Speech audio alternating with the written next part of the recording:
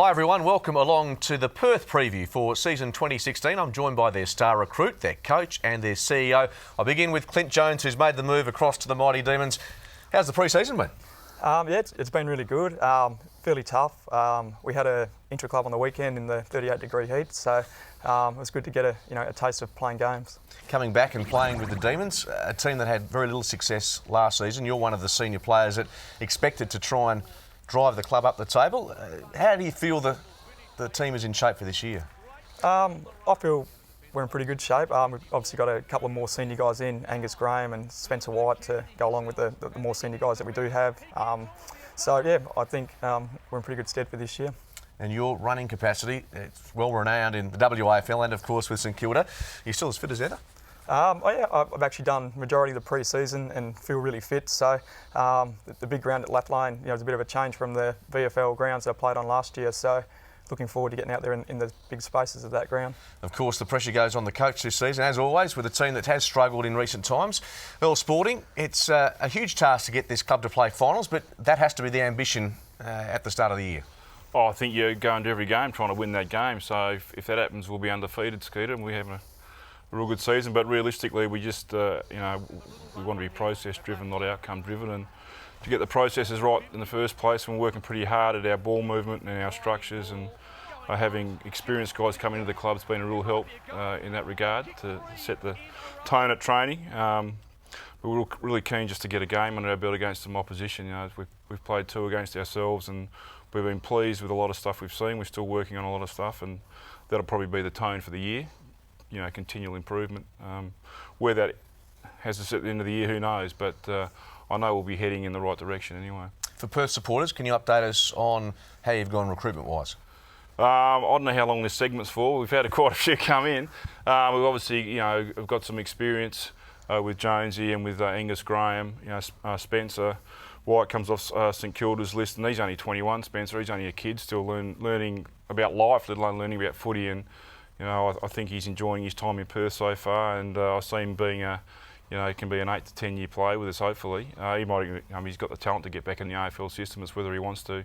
Is up to him. Then we've got Christian Carey's come across from Albury Wodonga, and he looks pretty exciting. He's a good size about him, and he can play forward or mid. Taron Edo, who's a kid from Sydney that was pushed across to us, or basically sent to us, to have an opportunity.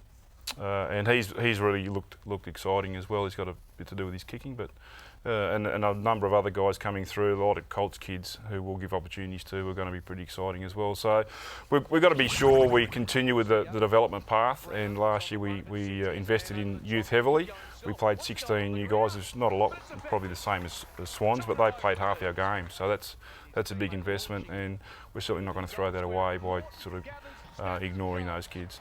So for long-suffering Perth supporters, there is light at the end of the tunnel.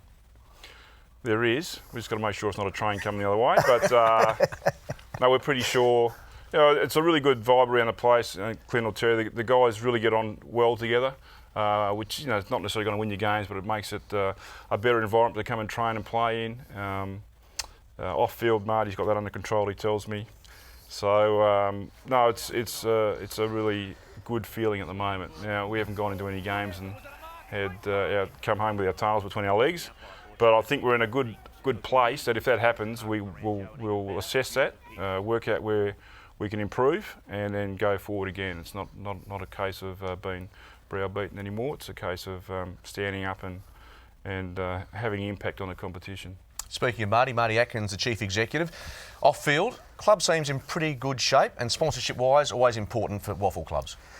Yeah, off-field, yep. Obviously for the time I've been there, we've recorded another profit, which always helps when things aren't quite working out on field. We continue to be served well by our sponsors, Provident Capital Partners and Gavin Cordell, based in Singapore. If he wants to watch a game, he flies down on a Friday night and flies back on Saturday. So to have that support from your major sponsors, outstanding. Southside Mitsubishi, Southside Volkswagen continue to support us, and when the guys get to drive around in brand new cars and go into all the meetings and commitments that we have, it's always fantastic. And Daniel Davies and his team down at Southside have been fantastic. And then just recently signed the Lucky Shag, which is always a handy sponsor to have, where you can go to enjoy yourself with a good feed and a good drink. As I said, bringing those on board is not just about the Lucky Shag being a partner with the Perth Football Club. They're also keen to educate the players from our development squad upwards in relation to responsible consumption of alcohol. So they're going to fund that for us, and we can do some programs around that. So off-field things are going reasonably well. It is a tight market out at the moment, and we have been hit a little bit with the sponsorship drop, but hopefully this year the football side will bring a little bit more money in, and it'll all even itself out. In brief, how's the plans for the development of Lathlain Park progressing?